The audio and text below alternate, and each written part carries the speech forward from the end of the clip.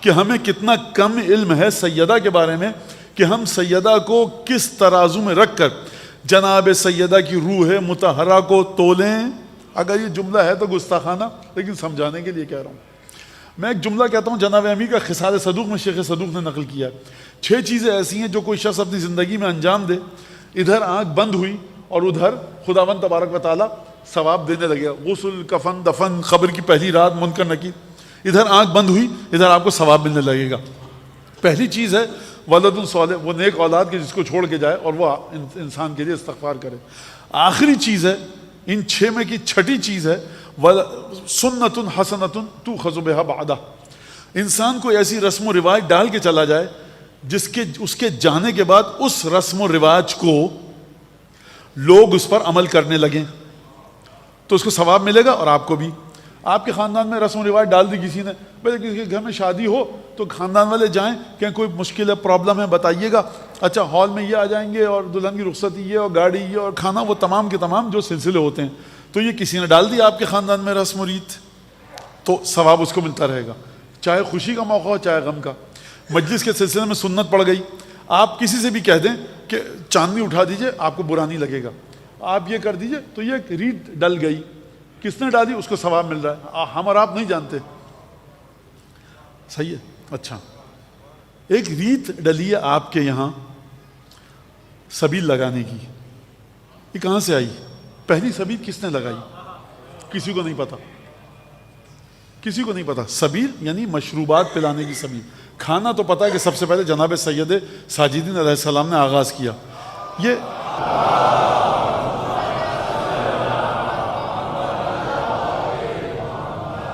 کس نے لگائی کسی کو نہیں پتا، اس کو ثواب مل رہا ہے. لیکن یہ جو سبیلوں کا خالق ہے کسی کو نہیں پتا. لیکن سبیلوں کے خالق کا جو خالق ہے وہ کون ہے؟ اب ایک مصیبت ہے مانا آپ نے خلقت تو کیسے خلقت خدا، یہ ایک ادیبانہ گفتگو ہے، یہ خطیبانہ، یہ کلام کا درس نہیں ہو رہا کہ آپ کے خالق آپ نے کیسے کہہ دیا. سبیلوں کو بنانے والے کا بنانے والا کون ہے؟ ابوالفضل عباس. کتنی سبیلیں لگ رہی ہیں 1200 سال سے، 1000 سال سے، 800 سال کی تاریخ بر صغیر کی ہے. کتنے لوگ پانی پی رہے ہیں. تو مولانا دیکھیے 1 ارب لوگ پانی پی چکے ہیں، ان کو کتنا ثواب ملے گا؟ مولا کے نام کو یہ ثواب جائے گا. نہیں سرکار 1 ارب کی بات نہیں ہے. چھٹے امام فرماتے ہیں کہ جو پانی پیے امام حسین کے نام پر، امام حسین کے قاتل پر لعنت کرے، مولا کی پیاس کو یاد کرے. سبیل کا کانسیپٹ. تو امام صادق فرمایا ہر گھونٹ کے بدلے میں خدا ہر گھونٹ کے بدلے 4 لاکھ تحفے عطا کرے گا. 1 گلاس میں کتنے گھونٹ ہوتے ہیں؟ ہر گھونٹ میں 4 لاکھ تحفے. ایک سبیل پر 1000 آدمیوں نے پانی پیا تو کتنا حساب ہو گیا. سرکار آپ ابوالفضل عباس کو جو اجر جا رہا ہے اس کا حساب نہیں کر سکتے تو اہل بیت کا کہاں سے آپ حساب کریں گے؟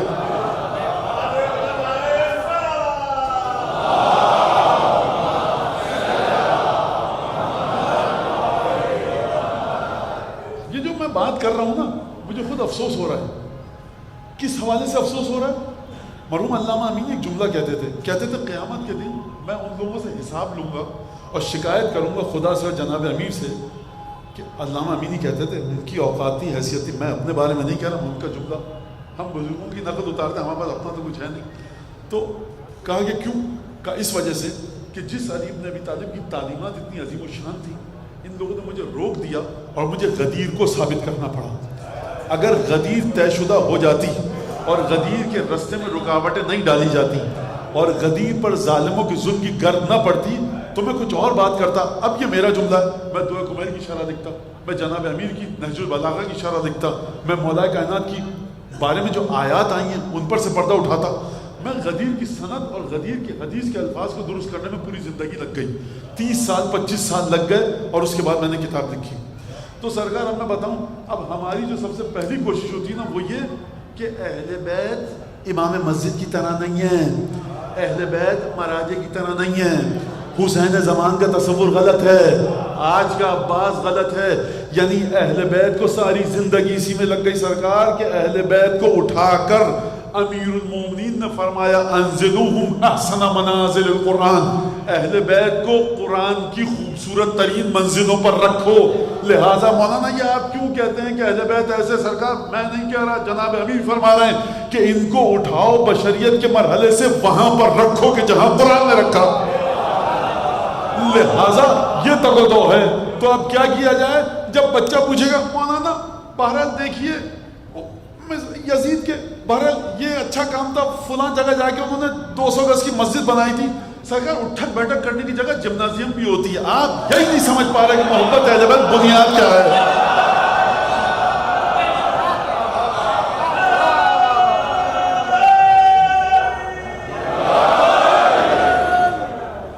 اور یہ نصیریت کی ترویج ہو رہی ہے، نصیریت کی ترویج ہو رہی ہے. سرکار حضور پہلے سمجھ لیجیے نصیریت کیا ہے. کہیں پر غلو کے ڈھنڈورے پیٹے جا رہے ہیں، کہیں پر تقصیر کا نعرہ لگایا جا رہا ہے. لگتا ہے کہ ہمارے نہ 14 معصومین تھے، نہ کچھ بتایا، نہ سکھایا، نہ سمجھایا. غلو اور تقصیر جب سمجھ میں آئے گی، جب جا کر فضائل کو نہج البلاغہ سے لیں گے، زیادہ جامع کبیرہ سے لیں گے. مرحلہ کس مقام پر ہے؟ لہٰذا میں بار بار تو یہ ساری کوشش ہو جاتی ہے. میں اپنی ذاتی رائے کے اندر اگر بات کروں کہ یہی اسی بات کو بتانے میں 1 گھنٹہ عشرہ خمسہ گزر جاتا ہے کہ بھائی اہل بیت کو کم از کم ویسا سمجھ لیجیے کہ جیسا رسول خدا بتا کر گئے. یہ کرنا چاہیے تھا، یہ ہونا چاہیے تھا. اس طرح سے بات ہوتی. زیارت عاشورہ کو، زیارت جامع کبیرہ کو جس کی طرف چاہیں موم کی ناک ہو گئی کہ موڑ لیا. خوب توجہ کیجیے گا اس مقام کے اوپر. تمام کی تمام چیزیں جو احادیث پیغمبر میں آئی ہیں، احادیث رسالت مآب میں آئی ہیں، احادیث ائمہ معصومین میں آئی ہیں، جس کو سمجھنا ہے امامت، خدا نے ائمہ نے آپ کو ہم مولویوں کے رحم و کرم پر نہیں چھوڑا ہے. معرفت امامت کے سلسلے میں 10ویں امام آپ کو زیارت جامع کبیرہ دے کر گئے ہیں. امام باقر آپ کو زیارت عاشورہ دے کر گئے ہیں. ائمہ نے آپ کو تعلیمات سکھائی ہیں. پڑھیے ترجمہ، پڑھیے ترجمہ، دیکھیے آپ کے دل و دماغ میں کیا آتا ہے. زیارت آل یاسین آپ کے سامنے ہے. تمام کی تمام چیزیں خود سے پڑھنا سیکھیے تاکہ کوئی بھی مولانا آپ کی آنکھوں میں دھول نہ جھونک سکے. اگر کوئی یہ کہے کہ امام حسین یہ نہیں کر سکتے، زیارت عاشورہ آپ کو رٹی ہوئی ہو، کیا نہیں کر سکتے میاں امام حسین؟ امام حسین کے صدقے میں ہمارے قدم پل صراط پر جمے رہیں گے، کیا نہیں کر سکتے صدقے میں. ابھی شفاعت امام حسین کی بات نہیں ہو رہی. لہٰذا میں پھر دور چلا گیا. دوبارہ آئیے موضوع کے اوپر بہت معذرت چاہتا ہوں. تو امام نے فرمایا کہ ہم اہل بیت کا کسی سے مقایسہ اور موازنہ نہیں کیا جا سکتا. ان اہل بیت کے درمیان جو الگ سے چھٹے امام بتا رہے المجہولۃ قدرا، یعنی تم اپنے خاندان کی، گھر کی، اپنے دور کی کسی متقی ترین خاتون سے مقابلے کا سوچنا بھی مت. ہم اہل بیت میں سیدہ کی شخصیت یہ ہے کہ اتنی نمایاں ہے کہ ہم الگ سے ایک حدیث کے ذریعے بیان کر رہے ہیں المجہولۃ قدرا، کوئی نہیں سمجھ سکتا کہ منزلت کیا ہے.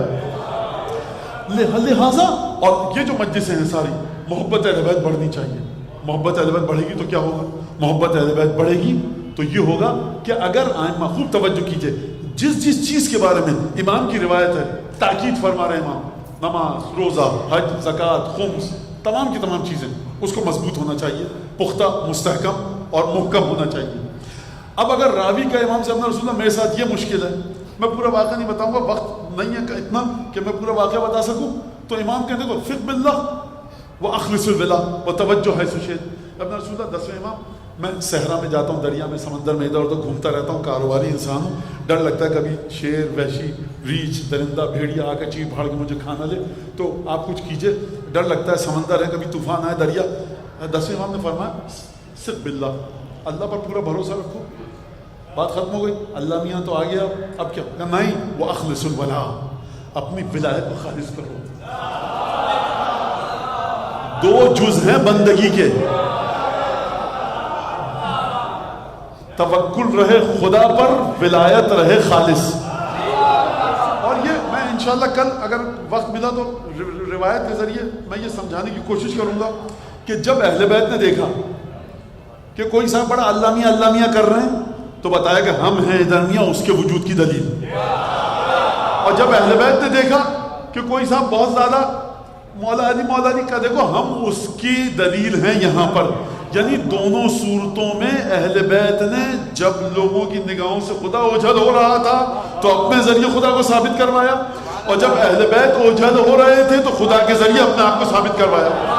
لہذا فق باللہ واخلص الولا، خالص رکھو ولا کو، خدا پر بھروسہ رکھو، ولایت کو خالص رکھو. وتوجہ حیث شئت، پھر جہاں جانا ہے جاؤ.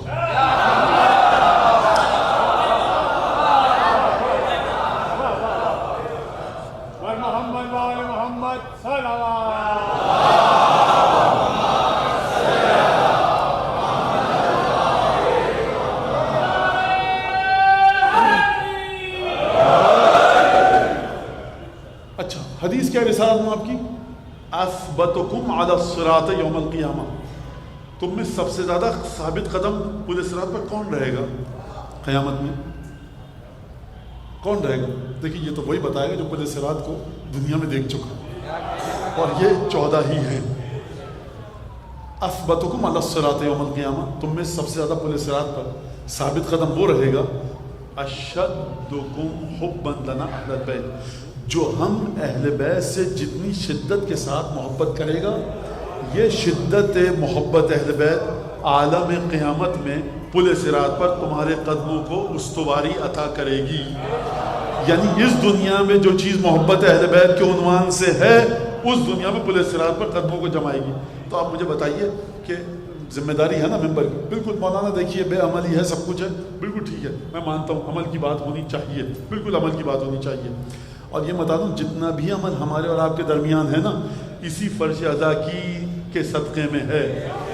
ہمارے پاس مشکل یہ ہے، جو نوجوان باز آتے ہیں نا، ہمارے پاس کوئی سیمولیٹر نہیں ہے کہ ہم بٹن دبائیں، ٹائم مشین میں جا کے پیچھے جائیں کہ دیکھیے صاحب یہ ہے 800 سال پہلے تغلق کا زمانہ، لودھی کا زمانہ، ابراہیم شیر سوری کا زمانہ، اور یہ آزاداری نہیں ہو رہی ہے اس وقت مغلیہ ہندوستان میں، اور ہم اسی کو سیمولیٹر کے ذریعے لے کر آئیں 2023 تک آزاداری نہیں، تو سماج ایسا تھا، اب آزاداری ہو رہی ہے تو ایسا ہے، کوئی سافٹ ویئر ایسا ہے نہیں، ہم بنا بھی نہیں سکتے، شاید بن جائے، ورنہ تو پتہ لگتا، ہماری سمجھ میں آتا کہ اس آزاداری کے وجود نے ہمارے ذہن کو کیا بالیدگی عطا کی ہے۔ یعنی عجیب سلسلہ ہے یہ۔ تو ایک درود بھیجے محمد علیہ محمد۔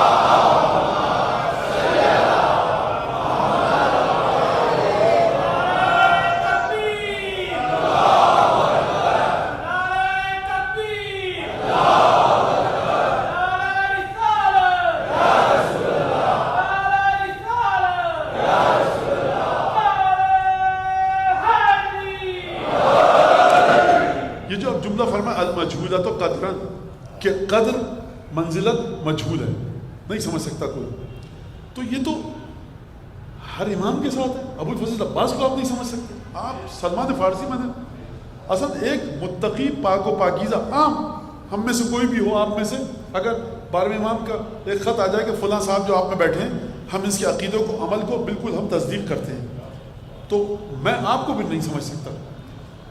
امامت تو اپنی جگہ پر پھر خود ہے اس کی جگہ۔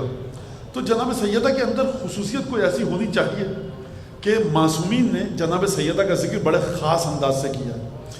جب راوی نے کہا میں نے آپ کے نانا رسول خدا جناب امیر اور حضرت مجتبیٰ سید الشہداء امام سجاد امام باقر اور چھٹے امام جعفر صادق آپ کی طرف سے بھی طواف کیا، اور امام نے کہا بہت اچھا کیا، فرمایا راوی نے کہا کہ میں نے ایک طواف آپ کی والدہ گرامی جدہ محترمہ جناب سیدہ کی نیابت میں بھی کیا، تو امام نے فرمایا افضل ترین طواف تھا۔ یہ روایت ہے، میں کوئی مسئلہ شرعی بیان نہیں کر رہا، افضل ترین۔ تو یہ چیزیں انسان سر پڑا جاتا ہے کہ مثلا ہے کہ اور کہاں جا کر سمجھیں ہم اس۔ تو لہٰذا جو میں نے شروع میں کہا تھا کہ میں آپ کے جہل کو مزید جہل بڑھاؤں، کیونکہ ہر جگہ پر علم کا دعویٰ کرنا اچھی چیز نہیں ہے، بعض جگہ پر معرفت کے ساتھ جہل کا اعتراف فضیلت ہے۔ تو اب میں یہ بات میں پیش کرنا چاہتا ہوں، اور دیکھیں انشاءاللہ منتقل کر سکا تو، اور اب میرے بھی جہل کا اعتراف ہو جائے اور آپ کا بھی جہل بڑھے، کیونکہ خداوند تبارک و تعالیٰ معصومین کی بارگاہ میں رب زدنی فی کا تحیراً جتنی حیرت بڑھتی جائے خدا کی ذات کے بارے میں، سمجھ لیجیے معرفت بڑھ رہی ہے۔ ہر جگہ علم اور وجود کا احاطہ کر لینا فضیلت نہیں ہے۔ اگر کوئی دعویٰ کرے تو اپنی حماقت کا دعویٰ کر رہا ہے کہ میں احاطہ کر چکا ہوں۔ لہٰذا جناب سیدہ کے بارے میں 2 حدیثیں میں مختصر آپ کو بتاؤں گا، اور پھر گفتگو کو ہم آگے بڑھائیں گے۔